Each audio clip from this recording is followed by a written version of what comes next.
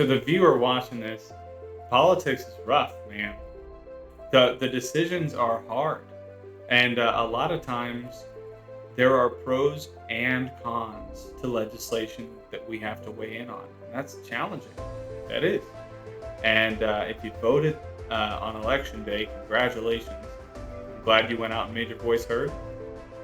And if you didn't, we'll have another election in November that I feel like a lot of people are going to want to come out and vote in. Welcome to the Local Yokel Idaho podcast. My name is Tyler, and we have another wonderful interview today with Ben Adams. He lives in Nampa on the west side of 11th Avenue on the east side of Caldwell. Ben is currently serving as the District 12 Idaho State Senator and represents you if you're in that area. He ran for re-election for his Senate seat against challenger Victor Rodriguez and won.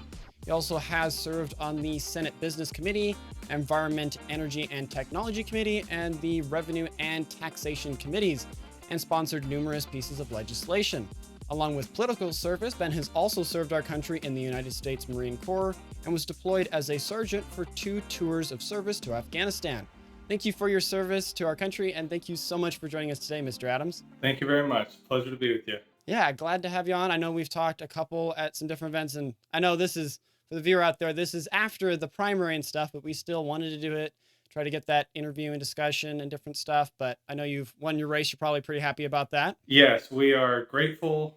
I say we because when you're married with kids, it's everybody has to be all in. So we are grateful to the voters of District 12 for sending me back to continue working for them. I know, being one of the people you represent, I'm very glad to have you as well. For the sake of people getting to know you a little bit, so you're originally from Florida, but you were raised most of your life here in Idaho, right? Interesting backstory for me. Born in Florida, the fourth of 6 children. And my family, when I was 3 years old, packed up all 6 of us and moved to Kiev, Ukraine, where we served as missionaries, Christian missionaries from 1992 to 2000, and came back to the States. And my father pastored a church in Emmett, so I went through my high school years in Emmett, went to college for a year, and then joined the United States Marine Corps. And when I got out of the Marine Corps, there was only one place to go, and it wasn't Kiev, Ukraine. So I came home. It's interesting you say that. That must give you a little bit more context or, I don't know, connection to the stuff that's kind of going on right there, right now. Yes, it is. There's a lot to unpack. Yes.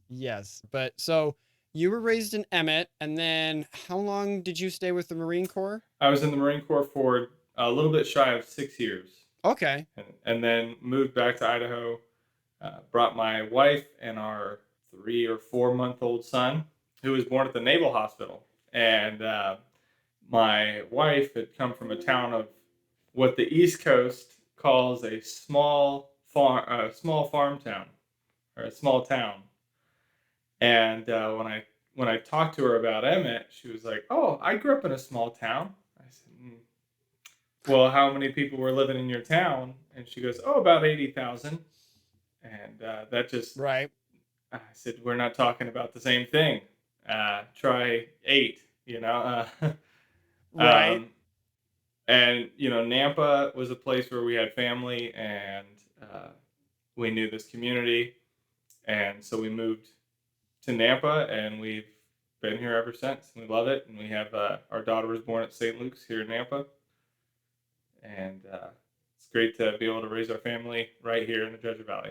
I guess kind of the last thing before we get into it, what originally got you interested in like joining the armed forces? So I do have a long history of family service in the military, especially on my mother's side. Her grandpa, so my great grandpa, is buried in France. His brother is also buried in France right next to him. And their cousin is buried in the same cemetery as well. So 0 for 3 in that war. My grandma, our great grandma, received the letter that her husband had passed when she was 8.5 months pregnant with my grandfather, and the grief forced her into labor, and my grandfather was born the same day. So this service to country is definitely something that my family has passed down through generations. I have an uncle who served in the Army for 22 years, and my wife also comes from a long line of military service. Her grandfather was in the 101st Airborne in World War II. Came back with two. He actually came back Yay! with two Purple Hearts, and he came back to the States and picked a job that he didn't have to talk about it, which was great. But no, military service has been in the family. But in the last two generations, my family has predominantly been in Christian ministry. On my mom's side, there were 9 kids. 8 of them went into full-time ministry. On my dad's side, there were 5 kids. 4 of them went into full-time ministry. So, I mean, I have 3 brothers. They're all pastors. I mean, when you travel, it doesn't make it hard to know where to go to church then, I guess. It's true. If I'm in Ohio, I know where I have to go. If I'm in Florida, I know where I have to go. And if I'm in Virginia, I know where I have to go. So it kind of breaks down that way. But for me, I grew up in that 9/11 era. I was 12 or 13 when 9/11 happened. I remember that day vividly, and I remember my coming home from school because we got let out early.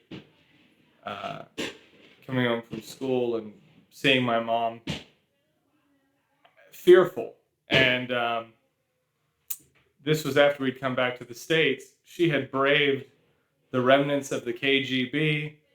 She had gone to the Soviet bloc right after the fall of the Soviet Union. She was not afraid of anything. And I sensed genuine disturbed fear, right, in that moment. Right. And I didn't like it.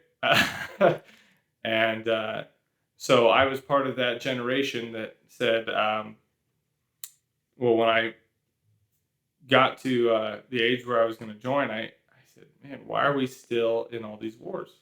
We need to win these wars and we need to be done. And so I naturally figured that if I joined, then the war would be over. A one-man army. Yeah, that's right. Well, I mean, hey, I'm going to do my part. And, Right. you know, who knows, it'd be the tipping point. But that is not how it works. That is not how the system is set up to play. And so I served my country. Speaking of which, this is Memorial Day weekend. So it's not actually about veterans. It's about those who have given the ultimate sacrifice or have passed away after serving this country. So I hope everyone has a blessed Memorial Day, and that we were able to take some time to remember their sacrifices this weekend. First off, for viewers that might not be as familiar, you have different districts throughout the state that kind of define who their senators and the representatives are going to be. What exactly is a district, and what would be the boundaries of District 12? So a district is broken down by population first. So they try and average out. Every 10 years they do redistricting and they try and average out the populations. Ours is sitting between 58 and 63,000 roughly. And the District 12 lines are from 12th Avenue as you get off the highway and come into downtown Nampa down to Greenhurst, and you shoot west over to Greenhurst, wrap up by the lake, and then north on Lake until you get to, and it carves out a tiny little bit of Caldwell, and then gets back on Nampa Caldwell, and so a lot of residential. We do have Home Depot in our district, so we do have some of that industrial area as well, and a lot of small businesses, which is fantastic. And then with that, so that's the boundary of the district that you represent and kind of the way those work. What exactly is the office for those that might not be familiar? Because I know a lot of people will think, well, yeah, there's United States Senator and United States House Representative, Congressman, right? What exactly do you do for people in Idaho? Great. So I serve District 12 as their state senator in Boise. So, whereas maybe Senator Jim Risch would go to Washington, D.C., for me, I am available to my district uh, 12 months out of the year, but January to March of every year, roughly March, it hasn't been March in a couple of years, but January to March, the legislature comes together in Boise and weighs in on legislation, tax policy, you name it, passes budgets, weighs in on all sorts of issues, and goes home and informs their district on what they've been doing. And one thing I learned that I completely didn't know until recently is that a lot of you guys actually have like phones right there on your desk when you guys are in session. So people can call, or I know some of them, I've seen some of the different senators or representatives, they'll even have like an iPad open with their email or their text thing or whatever so they can see it more quickly when they're in session, which is really, really cool and way easier and accessible than something at like the national level. Yeah, the accessibility of Idaho legislators is very different from what you see in Washington, as you can imagine. Right. And it's one of the great parts about Idaho. There's a lot of folks that have transplanted up to Idaho um, that come in and say, "What do you mean? I mean, I called your campaign number and you picked up." Yeah, that's how it works. um, and Lord willing, we can keep it that way. You know, because access to your elected officials is important. And speaking of that, the access part or the role that you play with your representatives, what do you kind of see your role to the constituents when you're going to the Senate, right? What are you standing for them? What are you going there and representing them for? My first job is to protect their rights. You know, it's interesting. We talk about their constitutional rights, and everyone thinks, "Well, I have a constitutional right." Well, it's only your constitutional right if it's protected, right? These inalienable rights were written down, Right. so we'd have something physical to protect. Um, they are organically yours, and everyone, not everyone, unfortunately, but most folks in Idaho understand that. But that doesn't mean there aren't folks that are trying to infringe on them. And so that's my first responsibility is to our Constitution uh, when I go in there. But I would admit I am a Christian. I believe in Jesus Christ. I believe He's the Savior of the world, and that's where my loyalty lies in my root, and will always.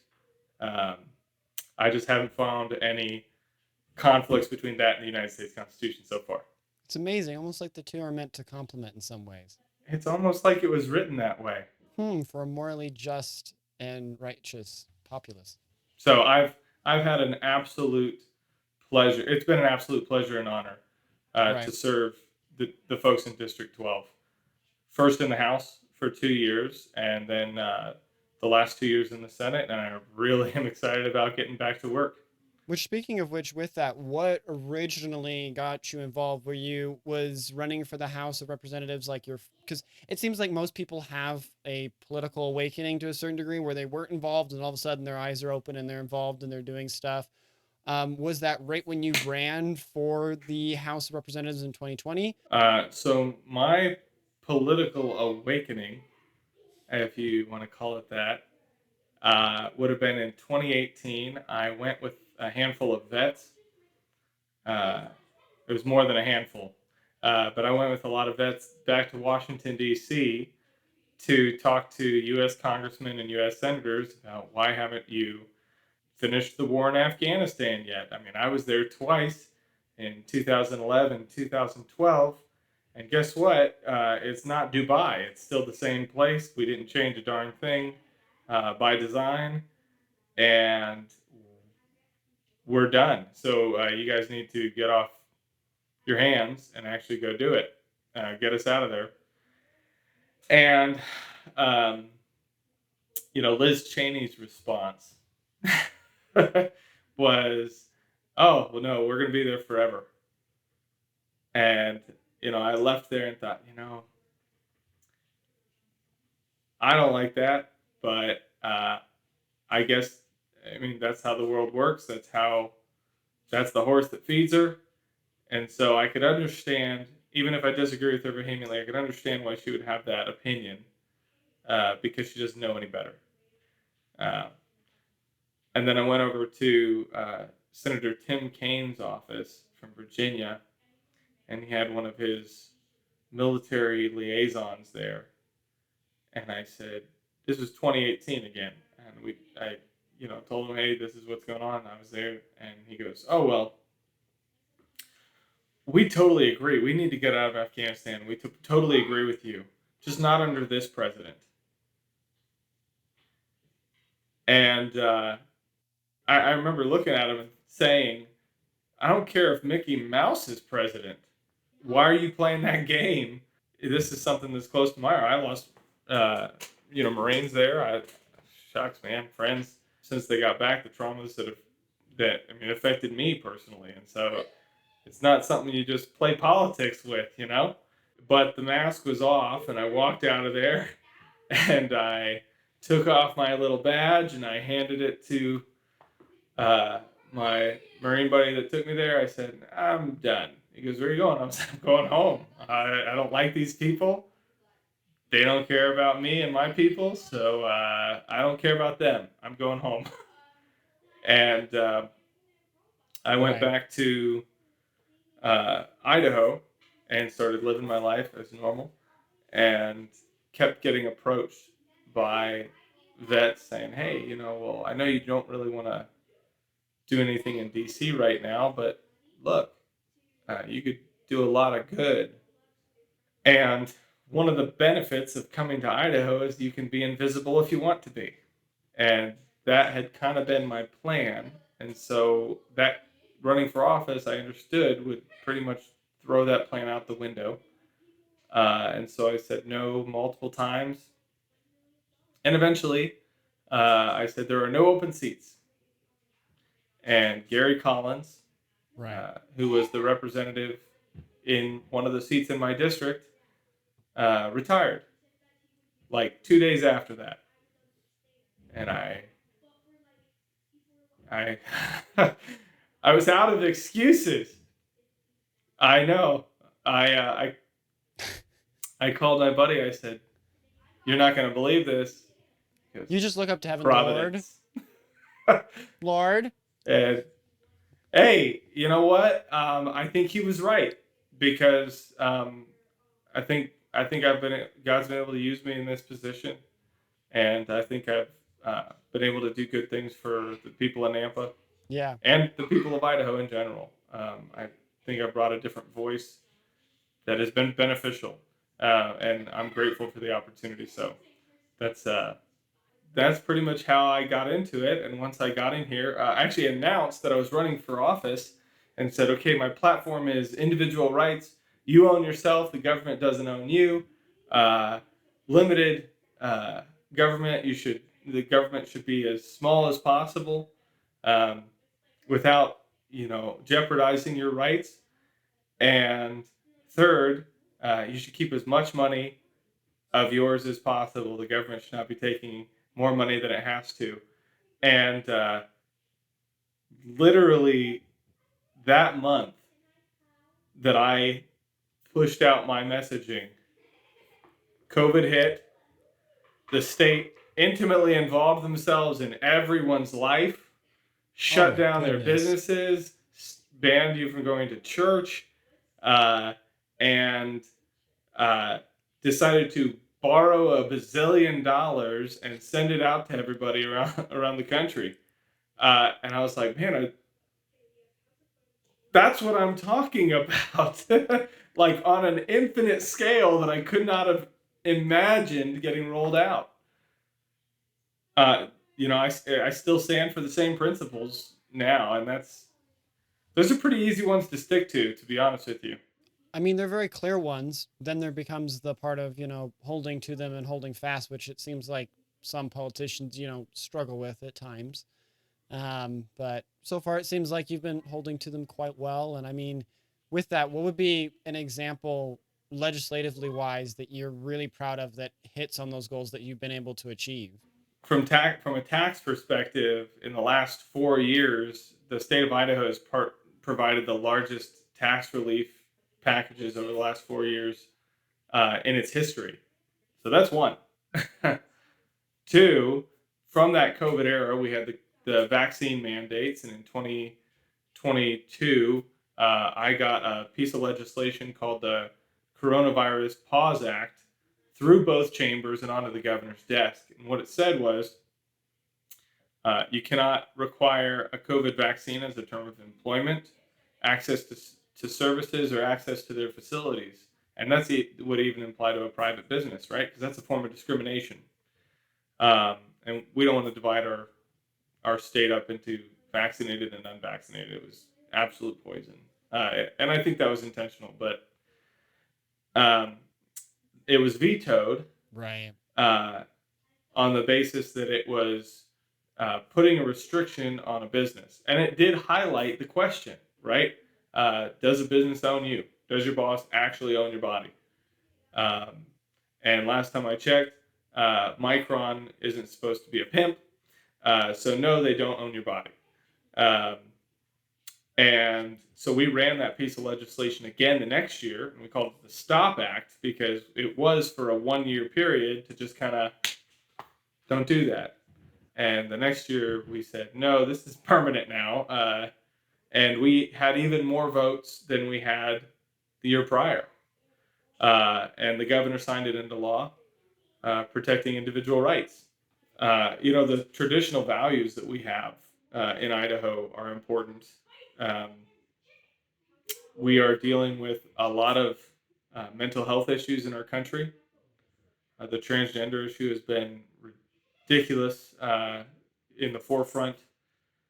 And so in the last 2 years, I co-sponsored the Vulnerable Child Protection Act, which stops gender mutilation for minors in the state of Idaho, the transgender surgeries for minors.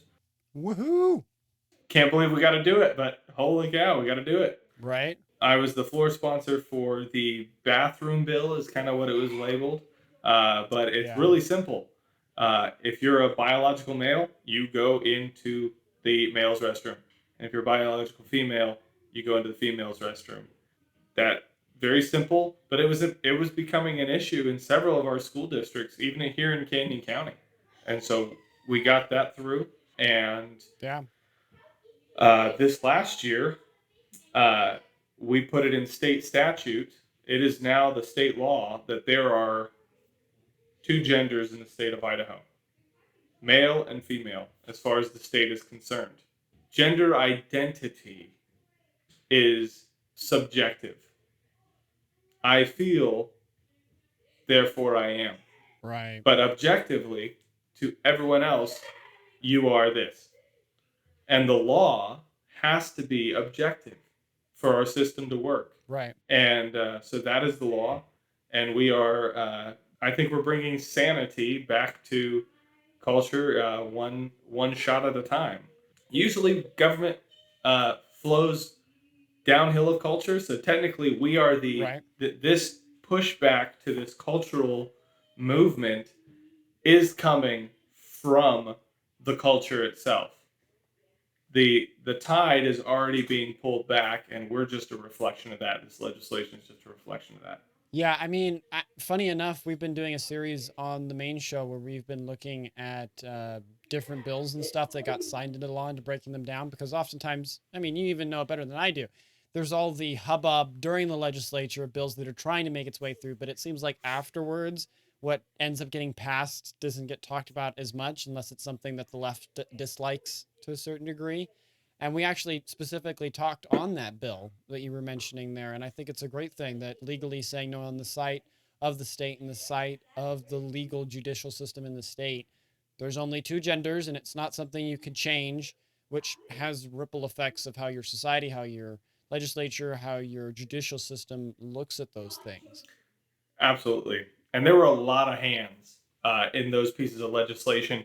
Something that I learned very quick is nobody carries all the water by themselves. Somebody toots their horn at the end of the day, but you need 36 votes, 18 votes, and then the governor to sign it if you want that to become law. Right. And there are a lot of levers that you pull to get it there. And so there's been a concerted effort across the state from conservative legislators, and a lot of them from Canyon County. We tend to send conservative legislators to the state house, and it is showing, it's reaping the benefits now. Now, something kind of something you mentioned earlier, and I wanted to kind of expand it on a little bit, is across the nation we've kind of seen a growing level of people's faith being more involved in their political positions and voting. Increasingly, we've actually seen that a lot more in Idaho. I mean, Idaho Family Policy Center has been growing. That's kind of their whole thing and stuff. And you've mentioned, how much your faith does affect your legislation and the way that you do that. Is there another example of where that's informed a decision you've made where maybe the general move was like, oh yeah, this is a liberty thing, but you're like, no, according to God's word, I have to differ with you? I think a lot of those issues that would fall in that category, uh, a lot of them didn't ever get to the floor Oh, because really? of discussions just like this, where somebody says, "Hey, man, I think this is a solution to this problem," and a lot of times we let the Democrats print their bills but never hear them. So if you want to find out those, just go to personal bills under the Idaho legislature. Look up all the personal bills, and you'll find all those bills. Right. But no, I think the faith issue in faith and politics, right? How does your moral compass guide you in politics? It has to, or you have none. And the we've seen it, right, where there's been a lot of pieces of legislation that have had um, moral ramifications. Um, not not all of them do. Some of them are personal experience. For instance, there was a bill this last year. I believe it ended up getting signed into law that allowed younger kids to be able to undergo a form of shock therapy to treat depression, and they call it, I think, electroconvulsive therapy now. We got to make it fancy long enough you don't know it. Yeah, and here's the thing. I've been told that some people have really benefited from it, but for me personally, it brought back memories of how guys from, let's say, the Vietnam War were experimented on through electroshock therapy. And I'm not a doctor, so I'm not saying that there haven't been advances, but I am saying that the preliminary results were not great. And so I don't know if I want to be dabbling in that for kids with depression, especially considering that depression is a epidemic right now, and some parents are willing to even make permanent changes to their physical bodies to try and help their kids with their depression.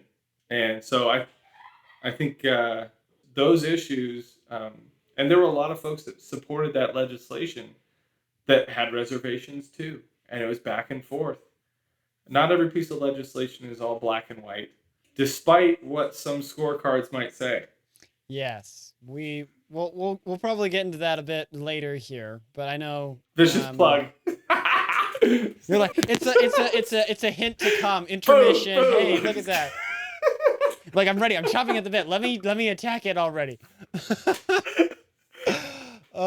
But I know Oh, one man. of the things on that has been something I feel like people are getting more educated about, specifically with, the intersection between one's faith and right and their political involvement or their interaction with the public, politics, is what is the interaction between church and civil government. For a long time, culturally, it was understood these two things are separate. Church sits here, government sits here, and there's no crossover. What role do you believe that they play? Is there any interaction that should exist between the church and the civil government, or should they be 100% divorced and none of them? It shouldn't cross over at any point. The church as an institution, that's a good question, right? The church, as in Christ's church, we the body, needs to be very involved. And I don't, from Christians, I don't think you'd find that much. And I mean, there are some folks obviously that say, "Oh, well, my faith, my Right. personal beliefs, and my politics are completely separate." I've always struggled with that approach. I don't see how you can be supportive of abortion in politics, but be, oh, but pro-life, my personal. I don't know what that is. As far as the institution of the church, one of the problems is the church Jesus used Christ to is be Lord. essentially the welfare and provide for the welfare for widows and orphans. When you were down and out on your luck, you didn't go to the state and say, "Hey, I lost my job. Give me unemployment." Traditionally, that is a very new concept where the state provides for you in that scenario. In the grand scheme of history, you would go to the church, Right. and I think there should probably be an extra dose from the church to try and provide those things, and I think some churches do.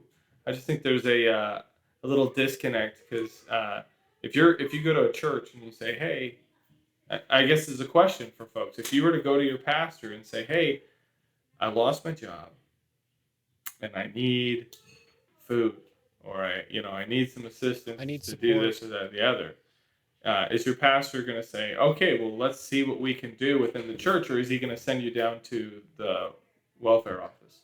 Yeah, I mean, you do have that two parts. I mean, there is the institution, which is the church, and then there's the body, the body of the church, the believers, right? And I would agree with you. It's the one thing I've really talked about a lot on, and I would agree with you very much so, is that the two of those institutions, in my personal belief, should work to a degree together. There is a certain level that we want separation because the church, or not the church, the state is to wield the sword. The job as the state and you as the legislature is to pass rules and things that keep society civil, restrain sin and disorder in society, right?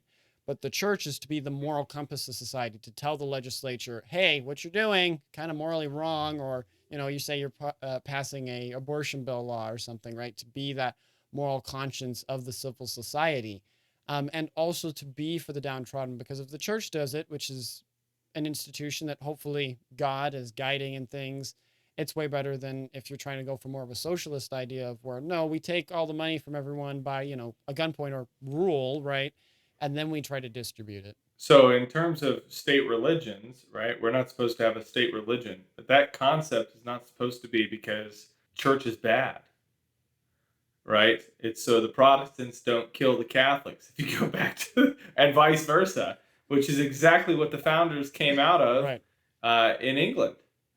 And the idea that, and the interpretation that religious fervor had nothing to do and has nothing to do with how we are governed, you've got to be a real revisionist to get to that point. And so civil engagement Right. by Christians is very important. Like the Amish, unless you have a personal conviction against electricity and modern things, get out there and vote with Christian principles in mind. If you believe that the gospel changes everything, right? Jesus Christ dying on the cross for your sins changes everything. It changes the way you should treat your fellow man. It changes the way you live your life. Should it then not also change the way that you do your politics, or politics, just being a way of public things? You have family politics, you have church politics, you have your local community politics, and you have civil politics. If the gospel changes everything, should it not change how you interact civilly with other people? And my answer would be yes. If it affects everything else in your life, why isn't it affecting your politics? That's a very good point. You know, I've heard folks say, "Oh, the kingdom of God is not of this world," and that is true. But if everybody who believed in that kingdom of God showed up to vote, it might be a little easier. It might be reflected a little better here on Earth. And we talk about the good old days. Actually, I hear that a lot from, let's say, actually, I don't hear it as much anymore. But let's look at older generations where they talk about way back when Coke was 5 cents for a bottle, or things were always better. Things were always better. And actually, scripture tells us about not doing that. But if we reflected some of the values that they held back then in the public sphere, we might get back to some of those better times culturally. And I think we're due for a heavy dose. Oh, yes. I mean, something that's also related to history is kind of education, and that has also blown up a ton in the legislature and different stuff in Idaho. What do you think the role of the state of Idaho should have in the education process? As a homeschool graduate, I want the state to be able to stay out of my education and my child's education. I have a fourth grader that's homeschooled. Just finished fourth grade, and he's very thrilled. That brings up a good point. The state, in our Constitution, we kind of came through a progressive era during that time of our state's history and nationally. And the concept of free common public schools was put into our Constitution that the state must maintain. The challenge with that is at the time, there were only primarily religious private schools in the state of Idaho. So only the wealthy got to send their kids to learn to read, write, and do arithmetic. And the public school system during that time elevated everybody, which was phenomenal. In today's education circles, it doesn't necessarily play out that way. I mean, yes, you're going to have good students in public Right. school and good students in private school and bad students in public school and bad students in private school. Sinners will be sinners. Yeah. Yeah. So, I mean, the outcomes are always going to be mixed. But one of the things that I've tried to take a pretty strong stand on is uh, in Idaho specifically, homeschoolers are a state hands off institution.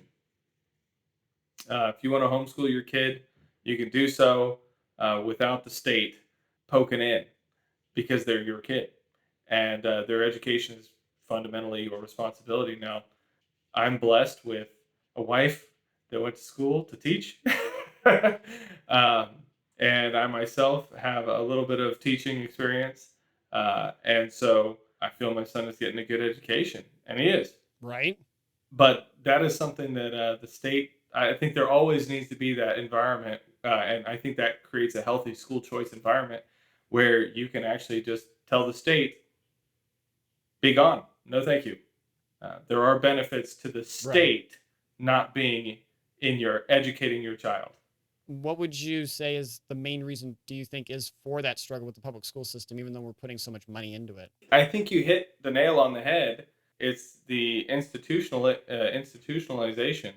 I would say it's the bureaucracy behind the institution. Yes, parents can be involved, but there's an institution behind that, a bureaucracy behind that in education. There's a bureaucracy behind, let's say, the U.S. military, right? We're supposed to have a civilian-run military, right? But you'd be hard pressed to get the Congress to actually use their voice to do anything because there's a bureaucracy behind the curtain that's pulling strings. And it's the same thing with education, especially on the Right. national scale. But the fact that it is the fact that it is essentially caked from the federal all the way down to the state and local of a bureaucratic system.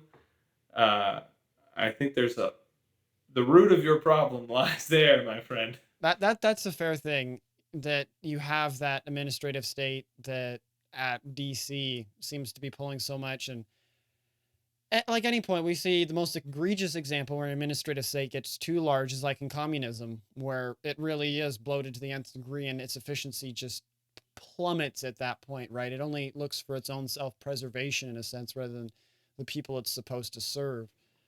For yourself, what do you think legislatively could be done to fix it? I think we do have a lot of say in our schools here in Idaho, and we should be pushing back when necessary on, let's say, teachers unions and institutionalized blocks that don't want to get us back to the main principles of education. In our state constitution, we provide that free common public school to create a educated and informed populace. Educated, reading, writing, arithmetic. Why aren't we teaching them how to do their taxes? Even the civil process is another issue. Yes. So there are areas that we can shift our focus back to within our education system. And then as far as an informed populace, that's the civil part, right? Idaho is traditionally conservative and politics is rough, but they should know. You can have a conversation and say this is what this party promotes, and this is what this party promotes, and this is what these values are versus these values, and these are competing ideas, and this and that and the other, and you can have that and not push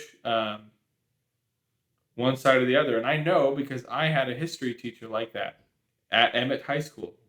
I went there for a semester when we first moved out there, and great history teacher, and he did. So it is possible, and there are a lot of good teachers in Idaho. The institution itself does push back. Curriculum is a big deal, and I could talk forever about that. My father-in-law is a retired public school math teacher. And there's a lot about curriculum that you can talk about how that's a circular feeding monster where I create a curriculum and then I sell it to my school district and then they use my curriculum. And I know that's another issue that's come up to a certain degree is, should schools try to be an objective, in a sense, objective place of learning? Or should they be, no, we're going to teach truth. We're going to get wrong what's truth because throughout history, mankind, learns and we discover more things that are made known to us. Would you say you land maybe in the camp that's more no schools to be objective, that we're just supposed to try to not take a position, or should schools sit there and be like, no, this is we're going to take a position and we're going to take an educated position because, things change over time, but we're still going to take a position? Great question. So religious schools take a position, right? Yeah. State schools take the state's position. And so if I have to choose between encouraging my public school system to be objective and kind of we want you to teach you how to think, not what to think, or we want you to think in the vein of the state, I'm picking the one that says we're going to teach you how to think. And I know on that, the one counter, I've heard some people give is, okay, cool, that's great, that you've got that private institution that's teaching children how you want your children to think, right? What to think rather than how to think type of mentality, right? Because we hear those switch back and forth. But what about for all the poor children? If you so believe that your system of what to think is superior, should you not then try to achieve that in the public school system so that the poor people can also have that, and the person playing the devil's advocate there, that stronger position? I don't think economic position has anything to do with it. If you teach someone how to fish, it doesn't matter if they were a fisherman before or if they were a poor fisherman or a rich fisherman. If they go out there and you teach them something that they can learn on their own, that they can grow on their own and start to grow their mind. And everybody's capable of thinking. There is no, oh, well, they're poor, so they're dumb.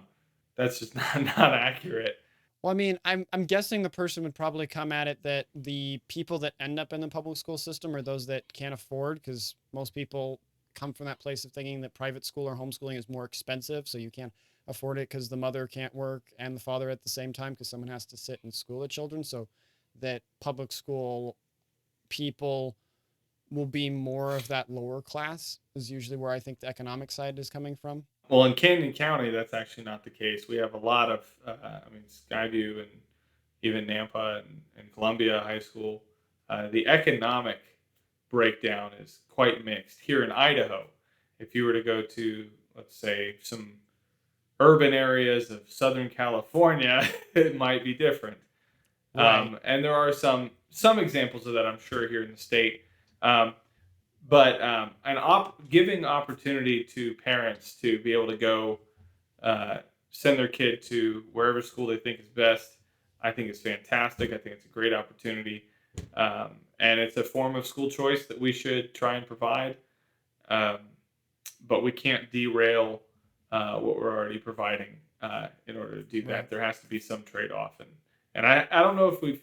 I think you're hitting on the school choice question that has been around the legislature for years now, and I anticipate this year we'll see more uh, potential solutions for that. But it is important that we get it right, and sometimes the first wave is not always right, right? Sometimes the second one doesn't get it quite right, or maybe there just isn't the lay of the land for it. But as you Right. saw, 15 incumbents, Republican incumbents, lost their seats on election day, and many of those were ardent school choice opposition. Uh, Right. and so I think there will be another piece of legislation, and I think we're gonna keep working to get that done to expand school choice, so parents, regardless of where their economic status is, they can move forward with trying to get their kids the best education possible. Yeah, I mean, on the economic part, education, economic, kind of got them flipped up there. Something that I know that's close to both me and you, because I was homeschooled, you were as well, is, and you've probably heard it a lot, that you'll hear homeschoolers lament, I'm paying for the public school, but I don't even use any of the public school stuff. And I know there was legislation this last session, and I think even the session before last, that was trying to claw some of that money away from the public schools and make it available so that people who homeschool their children can get a bit of that money that is intended to help with education. Do you think something like that would be a useful solution for those that want to homeschool, giving that option that there is maybe some funding getting, or just for those that are already homeschooling to get that money back? Or do you think that's a bad idea? I think that's part of the discussion, to be honest with you. The idea that, well, I send my kid to private school or I homeschool my kid and I pay, so I have to pay twice. Um, well, the grandpa that's down the street that doesn't have any kids also pays, and he doesn't have any kids in school. Right. So it's not necessarily. I don't know if that. I understand the sentiment for that argument because I do it myself, right? I'm in that scenario myself.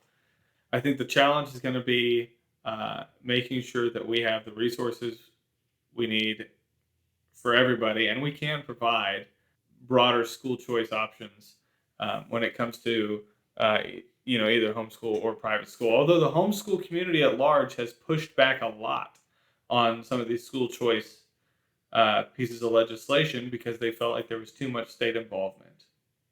Yeah, speaking of things related to financials, I know we wanted to get some other stuff, but we'll have to speed it up here. But the main thing, one of the things related to that on fiscal responsibility. So for 2024's Senate session, your scores on the Idaho Freedom Foundation Index, which to a certain degree, it seems like conservatives very much hold to. All fairness said, I do work for the Idaho Freedom Foundation, but just stating it for the fact here. Around the education, you were about 100%, but now you're 49.7%. They're on like the Freedom Index and the spending score. You've gone down to about 16.1% on their scoring system from the previous year. Can you speak to those items directly related to spending where there have been maybe changes or ways that you've kind of changed your philosophy regarding spending or an education that may have affected those overall votes when you used to have a higher one? Great question. Okay, a lot to unpack there, but that's why we're doing this, right?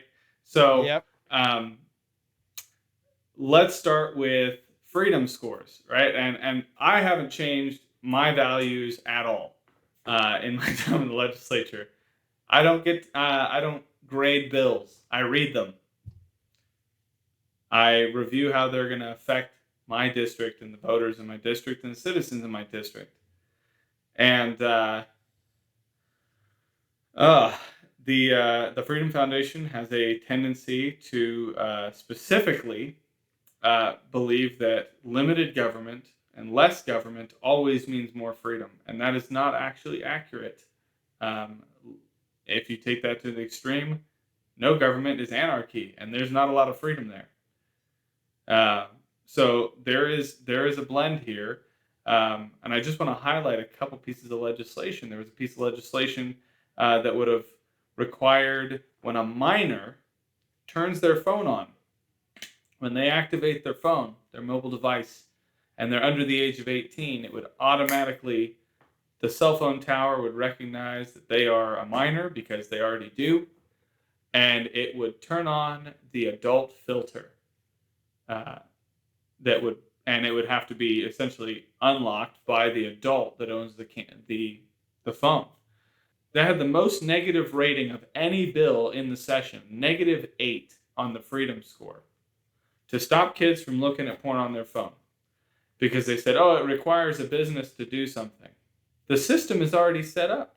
So that's one example. I didn't change my principles, but sometimes the bills don't line up necessarily. I'll look at some other ones. I'm trying to think fiscally specific. I've got them right here if you want. Yeah, shoot. So yeah, I grabbed a couple here for the viewers where I went through and I got IFF scores, and we'll have links down below so you can look at their commentary and the specific bills. And I kind of summarized their reasoning because IFF, to their credit, will state on their side on each bill they score their reasoning and process of coming with that number. I know the first one is House Bill 401, minimum sentencing for bill for fentanyl trafficking. IFF gave that a score of -4. IFF's reasoning kind of comes down to 5 points. I'm not going to go through all of them, but the first one is it creates a mandatory minimum sentence for drug possession based on quantity alone without requiring proof of intent to distribute. This blurs the line between possession for personal use and actual drug trafficking. Yeah. So quantity is proof of intent, right? Quantity is proof of intent. The argument that quantity isn't is, I think, hollow. There are some points that they made that were right. For instance, let's say that I have a little bit of fentanyl and I put it in a, I don't know, bottle of water, right? And it dissolves into that bottle of water, and you test it, and it's going to test positive for fentanyl. Well, if that's a 2-liter bottle of water, that's more than 4 grams of water. That's fentanyl laced. But at some point you have to trust our courts a little bit. I know it's a big boogeyman. Nobody trusts the courts, but the reality is the judicial system has to work, and I don't think you're going to get very many judges that are going to just be like, oh, you had a bottle of water with a tiny little bit. We're going to do trafficking.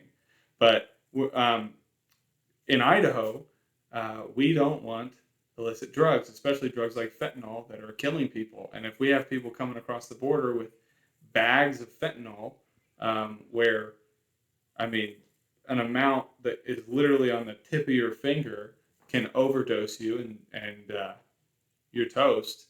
No, we should not be playing around with that. And so very happy with my vote on that bill. No regrets on that bill whatsoever. And that bill was, there were very few, I think only one Republican senator voted against it.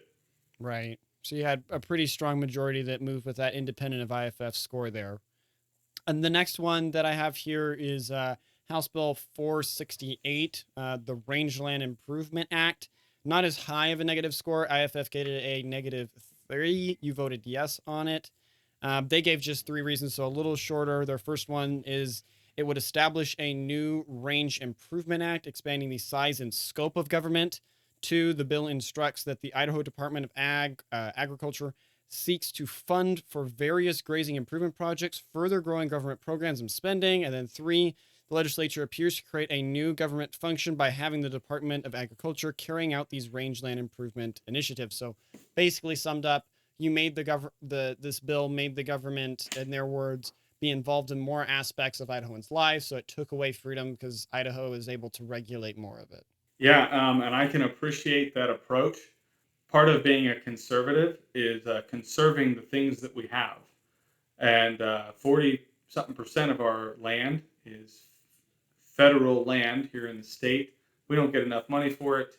And a lot of our range lands, there are federal grants that are opened up that states can take advantage of to improve those lands. And what that bill did, long story short, was allowed uh, our agencies here in the state, not the federal agencies, but our agencies here in the state, to try and get some of those funds that have already been pushed out. They're not like, I want to ask for it out of the treasury. It's already out of the treasury. The cat's already out of the bag.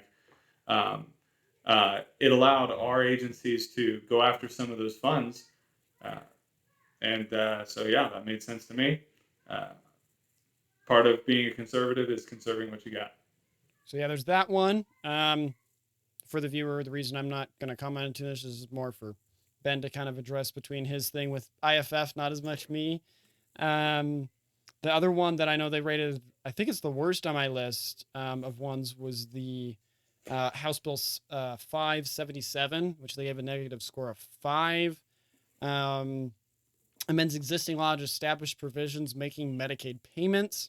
IFF's reasoning more on a fiscal area. Number one, it creates a new state-directed payment programs within the Idaho Department of Health and Welfare, Division of Medicaid, expanding the size and scope of government. So there again, their issue is that government, in their words, is expanding. 2, the program redistributes wealth in 2 ways. First, by collecting provider taxes and sending them to favored providers as determined by the Department of Health and Welfare. And second, through federal shares of funding derived from taxpayers to further subsidize Medicaid. And 3, although the fiscal notes state that there is no impact to the state or local government spending, the program is funding through additional provided taxes, not the general state fund. This effectively allows the state to build their Medicaid programs with additional federal dollars, with the federal government contributing 82% of the funding after factoring in additional providing taxpayer revenue in the state. Yeah, I'm trying to 577. So that would have been this year, correct? Yeah, all of these are for this year. I was going to say one of the issues we have with Medicaid here in the state is that it is a federal program. It's totally different than all of our other budgets, if you will. Everyone talks about how we have a balanced budget amendment. Thumb, thumb, thumb. We got balanced budgets. But Medicaid is the one budget that actually doesn't operate like that. We set aside money and they say, this is how much you owe at the end of the year. And I hope you saved enough in your piggy bank to pay for it. I hope you put enough aside. That doesn't sound like a balanced budget. That sounds like a guessing budget. And in this case, if I remember correctly, what this did was it actually took some burden off of the state of Idaho and put more on. It allowed us to take more of a federal side of it rather than taking it out of your pockets. I'm not looking at it right now. I don't think I've ever seen a scenario. I mean, Medicaid is a confrontational issue because it's government subsidized healthcare. I mean, heck, who are we kidding? It's just government healthcare. Right. I grew up around that, and it didn't work very well. And this bubble's going to pop too. The challenge is, where do we draw the line? And in every bill, my interest is to the taxpayer of Idaho. So the argument that it somehow spends more money of us, I don't draw money out of the Federal Reserve. I'm the state of Idaho, right?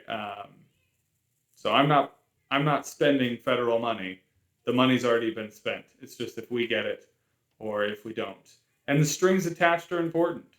Right. It's true. Well, the last one here I have is a Senate bill.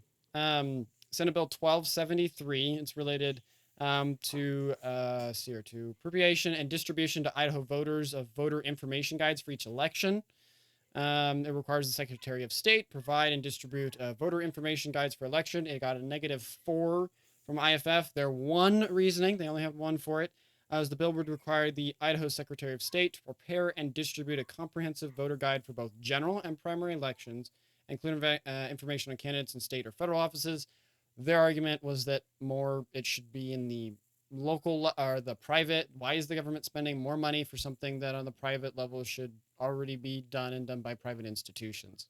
Yeah, I am happy that I voted for that bill, and I would vote for it again. And I'll tell you why. Because this primary has been a prime example of why that's necessary. We watched slander campaigns across the entire state, um, where it was some private group that was pushing their candidate, or more often pushing against a candidate, right? And we had massive slander campaigns that did not inform the voter. That did not inform the voter. Um, the Secretary of State runs the elections of the state. So Right. if the Secretary of State has any job, it should be to inform the voters on what they're going to be voting on. And when Right. we already have that during a general election for ballot initiatives. So they already do it for the general, just not about the candidates. They do it for ballot initiatives. Uh, so the idea and that every candidate that's going to be on a citizen's ballot has an opportunity to put forward who they are in a very summary way. This is who I am and this is what I stand for. And send that out to all the voters. And it comes from the folks who run the election, the state, the one that the institution that these people are running for office for, Right. right, to serve in. That sounded pretty good to me, and I think after this last primary, I think there's a lot of folks in Meridian and Star and Middleton that probably feel the same way. I understand. Oh, leave it to the private sector. Well, the private sector has a very Right. biased opinion on this, and sometimes, I mean, why don't we let the private sector run our elections? Right. There's strength and weaknesses between the two. There's times where I think it's a good analogy that the the private sector does well when you want something done affordably and efficiency, but without accountability. If you want something done with accountability, but it's not going to be efficient or affordable, that's why you do government, because there's such a huge, massive paper trail that has to be created to create that accountability. Yeah, and when people go to the polls, they have a right to know who's on their ballot and what they're about. How many times does a voter go in there and say, "Ooh, I looked at a handful of signs. I remember this one. I'll vote for that one." That's a Right. block of voters. Now, not as much in the primary, but especially in generals, right?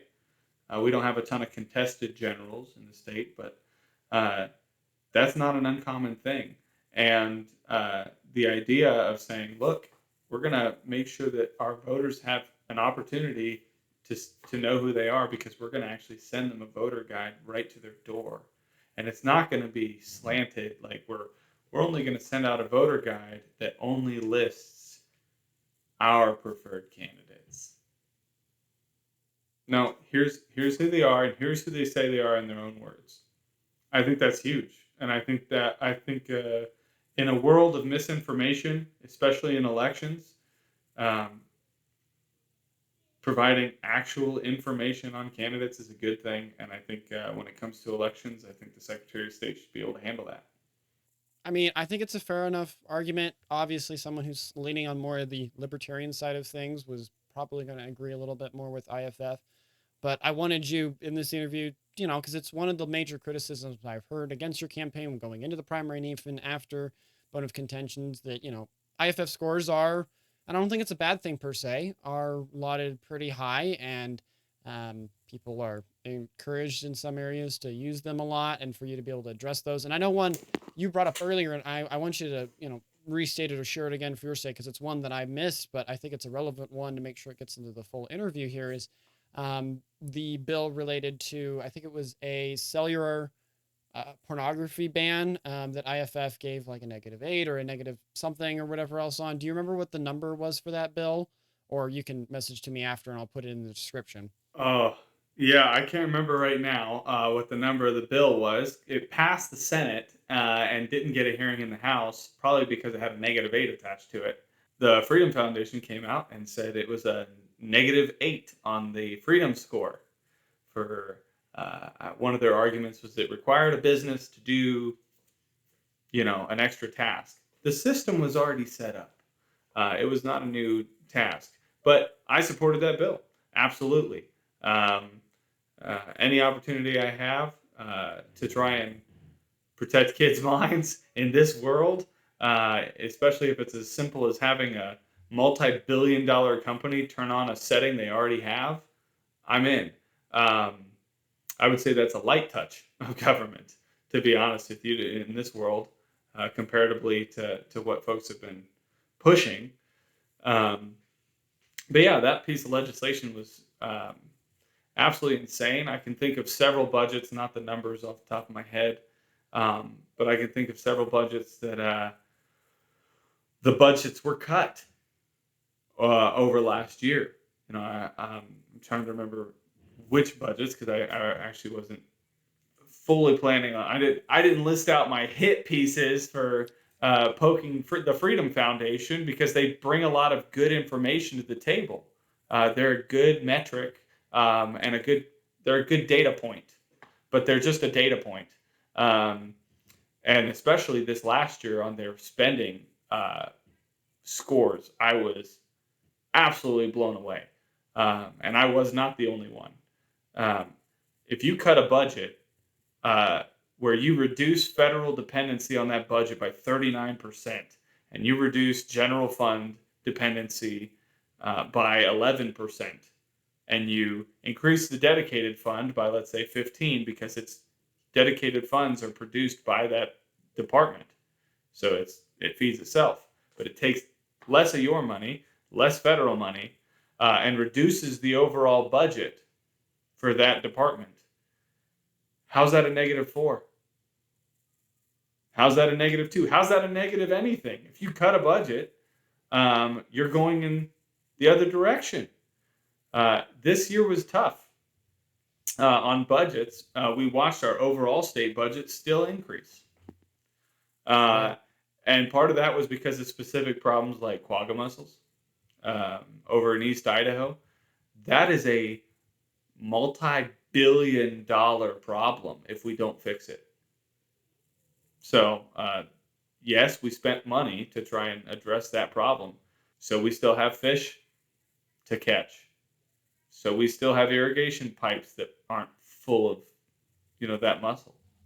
Huge problem. Did not want it to happen, but that's one of the reasons why the state exists, right? So we can address those issues quickly. And yeah, I am hopeful we got that one because that one cost a lot of money. I don't want to spend any more. You're like, my pocketbook hurts from that, but also my fishing habits should be thankful for it. Yeah, here's the thing. This was my first term on the Joint Finance Committee, and I really enjoyed it. It was challenging. There was a lot of information to digest. There are a lot of agencies and a lot of programs and a lot of processes. And I didn't like all of them. To be honest with you, I didn't like all of them. But Right. myself and Scott Herndon and Carl Bierke, there were a handful of us that maybe leaned a little more on the concept of, hey, we want to cut a little more in the Senate. And we didn't always have the votes. That's just the reality. We didn't always have the votes. And so, I've had folks ask me, why didn't you vote no anyways? And that's a fair question. And the answer is, because if you're going into a business deal where the sale is going through and you're on the board, you go in there with some things that you want out of the deal because you can't stop the deal. But if you get what you want and then you turn around and say, hey, I didn't get what I wanted, or I did get what I wanted, but now I'm still going to say it's a bad deal and scream to high heaven, the next time a deal comes down the pipe, you're not getting anything. And that's just a sad reality of human interaction between folks. It's the nuance of politics that a scorecard will never capture. And a perfect example of that is the Speaker of the House, Mike Moyle. right? Who I know some folks to the right really hate. But a lot of the conservative things that were accomplished in the House over the last 4 and 6 and 8 years wouldn't have happened if Mike Moyle wasn't there because of the stuff that happens that isn't scored. So it's unfortunate, but you can't really break down your legislators. It'd be really great if you could just break down your legislators' performance based on a score sheet like they're in school. Uh, but those aren't all the variables, you know. Uh, I wish it was that easy. Right? We Wish it all was. wish that it could just be like, all right, that one's green, that one's red. I like green, so I'm gonna go with green type of thing. I mean, a perfect example of that, and I've started to use the phrase, and all credit goes to him, Brian Lenny. Often will say that an R is just means that you need to do research. That like most things, be involved, be researching, and like most of the things that we've talked about here, I think, and you have said as much. IFF is a good resource, and there's a lot of stuff there for you to use and get information and to be informed what's going on. Granted, some of those areas you disagree with, and depending on the way you lean your politics, IFF is not going to be the one size fits all for where you lean politically and how exactly you're going to vote. But like we try to encourage here at Local Yokel, please just at least be involved. If even if you're regularly listening to our programs or either other people's programs like the Gem State Chronicle or the stuff that IFF comes out, when it comes to election time, you'll be way more informed because you've regularly listened to and kind of been in the world that's moving forward with politics. Yeah, and just on that note, to the viewer watching this, uh, politics is rough, man. It is. The decisions are hard, and a lot of times there are pros and cons to legislation that we have to weigh in on, and that's challenging. That is. Um, Right. but reach out to your legislators, get to know your legislators, find out where they're at, and if you voted on election day, congratulations. Um, I'm glad you went out and made your voice heard.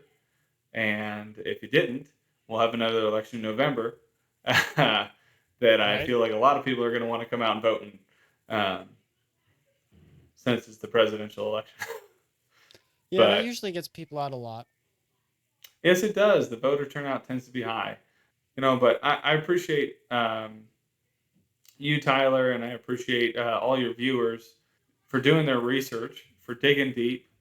It's not like ESPN where you can go to one website and look up the score, and that's what the score is. Right. Although you can go to the Idaho State Legislature website and look up any piece of legislation you want and read it for yourself. Highly recommend it. But I mean, as we're closing out the episode, I guess one last question for you, because you've won your race and you're heading back into office. What would be your overall vision and goal for the state of Idaho moving forward? Because we can talk about problems, but what is the end goal? What is the you might not make it there, but what is the end dream that you would hope to do with your next term here? Oh, my aspiration is that we don't lose any ground on the ground that we've taken over the last 4 years in terms of your rights and liberties. I think I think helping other and I know this isn't like what you're supposed to say. Right? Everyone's like, "Oh, these are my top three priorities, and this is how I'm going to do it because I'm the man." Sometimes folks need people to grease their wheels. There's a lot of good folks in the legislature that have really good ideas, and sometimes they just need people to rally around them and say, "Yeah, let's tackle that." I'm sure there will be issues that come up. My Right. legislation, Defend the Guard, passed the Senate overwhelmingly this last session. Uh, Died in a committee in the House. Some of those House members that were in opposition to that bill are no longer with us. Uh, so uh, that'll be interesting to see how that comes back. Obviously, we're going to be looking for ways to cut more taxes. We're going to be looking for ways to invest in things that'll actually last. And invest is an abused word in government. It absolutely is. Um, but if the government didn't invest at all, um, I don't think we want to see and what that looks like. So, I mean, there will be a fine line in a lot of areas of policy. I think a school choice bill will be coming. I think another tax cut is probably in the wind. Um, and I want to undo a couple of things that have happened in the last couple of years. Um, I think the launch program is going to be really either revamped or rejected based on how it's set up, and as it should be, in my opinion. Uh, and so that I think there's some course correction that'll happen. I also think there's Right. some room for more conservative policies, things that are even in our party platform, to move forward. And above all, to do my best to honor and glorify my Lord and Savior Jesus Christ, because ultimately, that's what matters. And with that, thank you so much for coming on. I think it's been a wonderful interview. Hopefully the viewer has learned more about at least, what goes on in the Senate, and a peek into, I guess, getting to know you a little bit more than just the numbers themselves. And just, yeah, thank you so much for coming on and talking with us about these topics. Absolutely. My pleasure. Thank you for listening to my entire interview with Idaho Senator Ben Adams. I hope everyone found it enlightening and that you learned more than you would have otherwise about Ben Adams and the Idaho Senate seat for District 12. If there's anyone you want me to interview or someone that wants to come on the show for an interview, please reach out to us on X or email us at lyimedia@protonmail.com. I love having people on to share their viewpoints and perspectives about this amazing state we call home. Please reach out with any of your thoughts or ideas about places and topics that you want to know more about. Thank you for listening, and I wish you a wonderful rest of your day. Godspeed.